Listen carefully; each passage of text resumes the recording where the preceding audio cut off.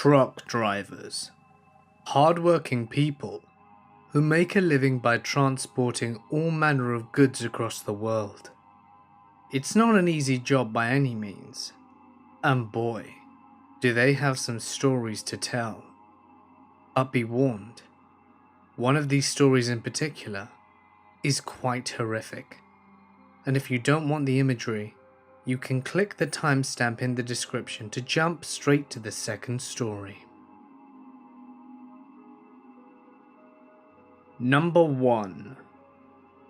This happened to me when I was 15.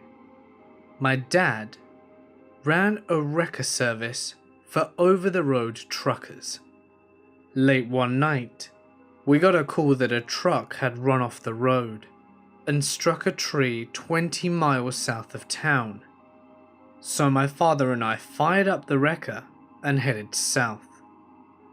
When we came to the scene, the truck and trailer had ran off the road to the right and smacked a tree head on. It was one of those 100-year-old oak trees. This was back in the day when there were cab-over semi-trucks, or the ones without noses or the engine is underneath the cab.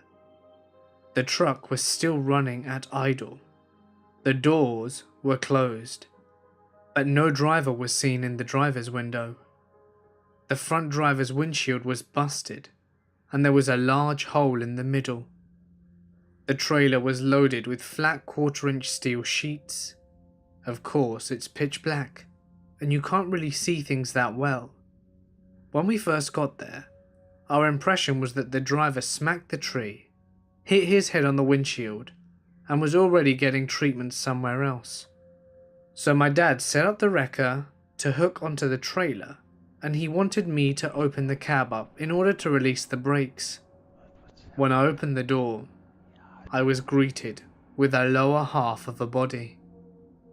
When the driver hit the tree, a single sheet of steel broke free and cut through the cab, cutting the driver in half.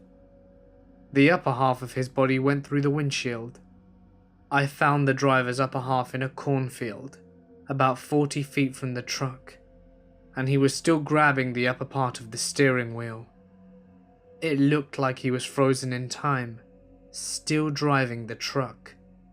Needless to say, he went into a body bag with his lower half, and we worked through the night, getting the truck and trailer back to town. This is one of many experiences I've had growing up in a wrecker service family.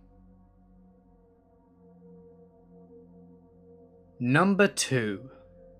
I used to drive I-80 between San Francisco and Cheyenne, Wyoming, a lot. It is about 16 to 20 hours of driving, depending on weather and traffic and whatever. Anyway, I was driving at night and the car starts making this odd grinding noise, as if I ran over something that got stuck. It's about 2 a.m. I pull into a rest stop that's well lit and wake up my buddy who is sleeping. I explain to him, as we both get out the car, that I heard what sounded like a kid crying. There are no other cars at the rest stop on this windless night, but we frequently heard stories about child trafficking and kidnapping nearby. So we decided to check it out. We grab our flashlights and head towards the noise, which is coming from the bathrooms. As we get closer, we realize it's coming from the women's bathroom. It's a low, dull sobbing. We walk in, expecting to see some brutally beaten and/or raped 8-year-old or something. And we see nothing. The sound is still there. It's clearly coming from the room. But the room is empty. We turn on the lights. Still nothing. Check each stall, the trash can, everything. We start looking for everywhere in the room, but it's coming from nothing. Is it a hidden speaker? Are we on candid camera? What the hell? My buddy climbs up on one of the stools, to get to the top window in the rest stop, which is vented out and open.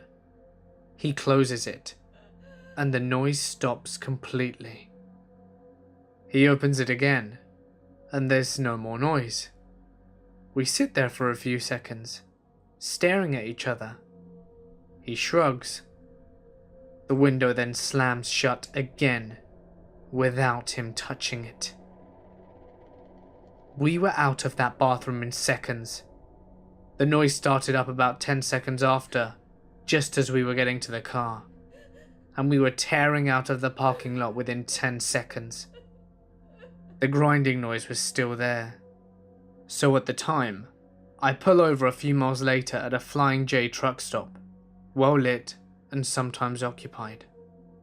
Couple of truckers there, no other civilians like us. We check under the car. There's a red and silver piece of metal wedged between the part of the car and the road, about half an inch off the ground or so. So with us in the car, it would have definitely been grinding against the ground. I can't remove it by hand, it's really wedged in there. So we kick at it to bend it and figure that we'll remove it when we get back. A week later, I had my mechanic take a look at it when he was doing a service. It was part of a kid's tricycle.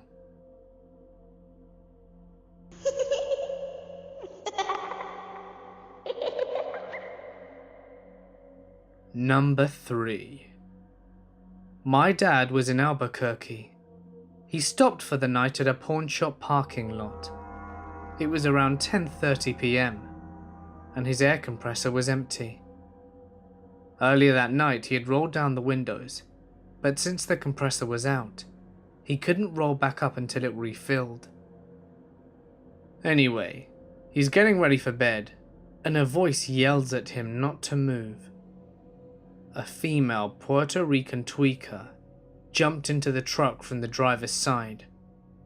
The voice was on the passenger side window and pressed a gun to his head, ordering him to give her all his money and belongings of value. Unfortunately for her, my dad doesn't ever carry cash on him, and the poor guy never buys himself anything expensive. He had about $60, a broken laptop, a cup of change, and his clothes, blankets, and toiletries. Of course, he did have his credit card and debit card. They held him hostage there for more than an hour as she unloaded everything from the cab and handed it to her 300-pound male friend. According to my dad, homegirl was tripping balls the entire time. She ordered him to follow her to the ATM, but considering that my dad owns his own business, it probably wouldn't have ended well when she'd have seen his accounts. He decided he couldn't let it happen. After a few more minutes, she decided that they were walking to the ATM. She had her friend on the passenger side help her down, ordering my dad to follow. As soon as she was clear of the door, he closed the door, locked it, and tried to honk the horn, but it hardly made an audible noise. Apparently, this was enough to send the trio running into the darkness with blankets in hand. Shaken, my dad called the police. Surprisingly, they had an amazing response. 15 to 20 patrol cars, a helicopter, dogs, etc. were there within 5 minutes. 2 of them were caught, but not the third one. Number 4. My dad drives in Texas a lot, but there is a particular road he always avoids. I'm not sure which road it is, but he says it's in the middle of old Native American land. On a cloudless night, he was driving through. He kept seeing shadows run along the side of his trailer. Every once in a while, he would hear a loud bang, as if someone was slapping the side of the trailer. After a while, he was getting tired of it. It could have possibly been something that demanded his attention. So he decided to stop and see if perhaps a tire had blown, because that was probably the most likely thing that could be making the noise. He opened the door and stepped out. He did his usual walk around, checking the tires.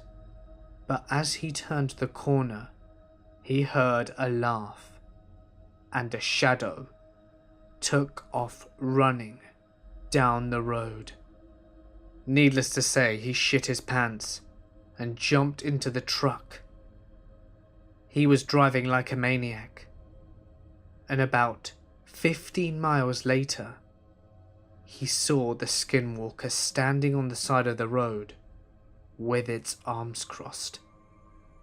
He didn't stop until daylight. Number 5. Many years ago, I was on what was called a meet and turn. This is where a driver that is domiciled out of one city will drive a load halfway to its destination, whilst a driver domiciled out of that destination will drive halfway with a load that is destined for my city. We met in a parking lot, switched trailers, and drive back home. I had been on this run for a few months, and found that I always got to the meet point about an hour before the other driver. It was a dark and empty dirt lot around 3 AM, so I would stretch across the seat and take a short nap. One night, about 10 minutes into my nap, I was awoken by a barking dog.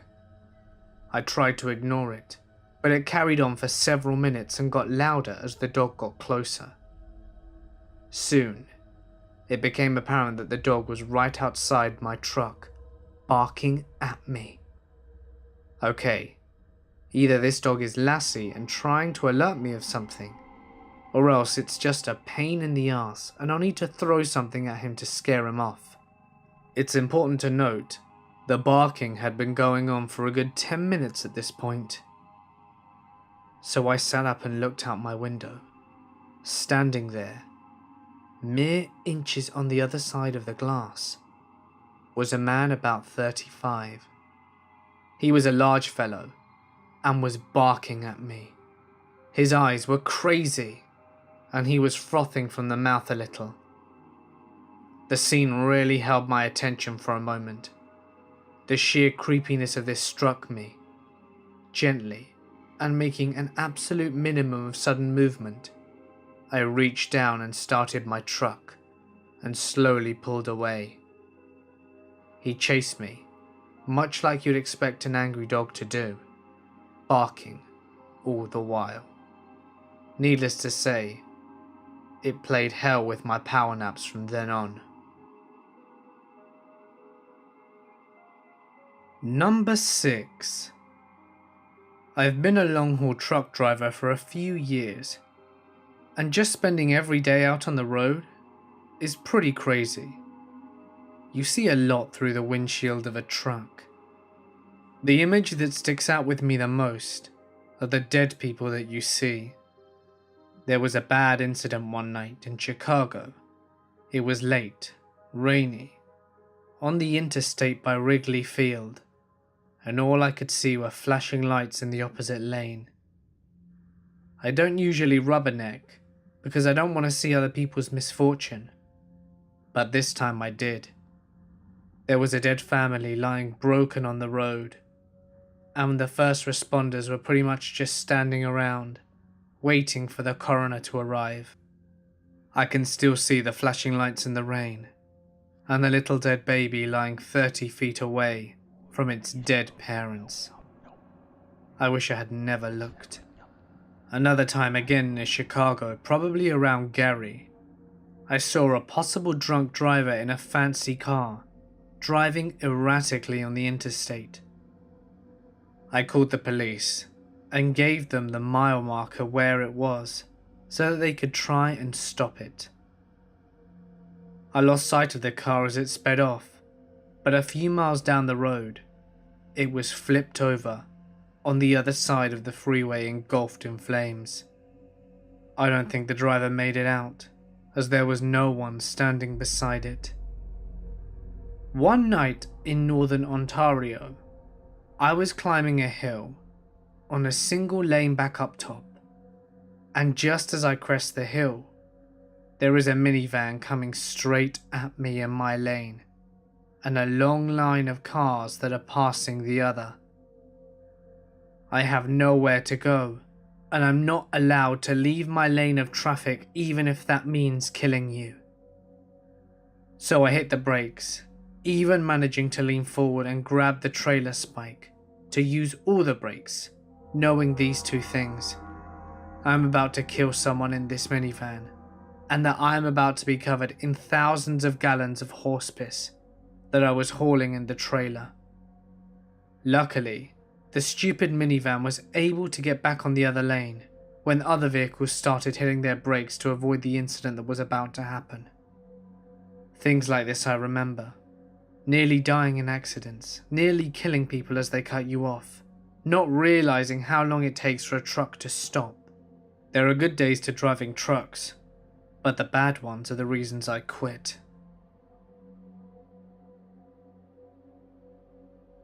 Bonus story number 7. My uncle was a long-haul truck driver back in the 90s.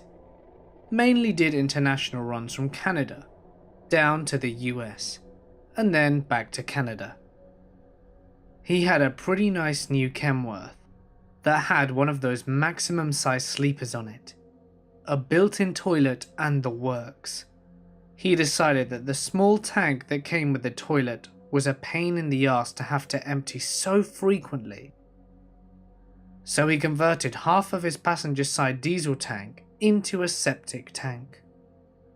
A few weeks after converting his tank, he happened to pull into a truck stop somewhere in the United States and parked for the night after driving longer than he should have. He woke up at 5 AM, with the dawn just starting to get bright. He climbed out to see beside his truck something that would make him laugh every time he tells this story. On the ground on the right-hand side of the truck was a 5-gallon jerry can, a siphon hose with one end in his tank and the other laying on the ground. Puddle of puke and some puke footprints. Another few feet away, puddle of puke. Another few feet away, another pile of puke. Some dumb son of a bitch tried to siphon his septic tank in the middle of the night. Hey guys, it's Mort here, and thank you so much for listening. Wow, I'm gonna be honest. Reading these really opened my eyes to some of the horrors that truck drivers must see, and some of the things they experience. It really can be quite scary at times, I imagine. I'd like to thank all the people that are currently sending me stories. They're all amazing, and I'm really sorry if I hadn't had the chance to reply to you personally yet. But I'm getting on it, and we will have another subscriber story special coming very soon. So, if you've had a creepy or paranormal experience that you wish to share, feel free to send it to my email, which you can find in the description. You never know, it may make it to the next video. If you enjoyed the video, I'd really appreciate it if you could smash that like button and subscribe, as you won't want to miss what I have in store for you next. You can also follow me on Instagram and Twitter at the Mortis Media for some secret stuff you won't find anywhere else. But anyway, for now guys, I'm going to sign off.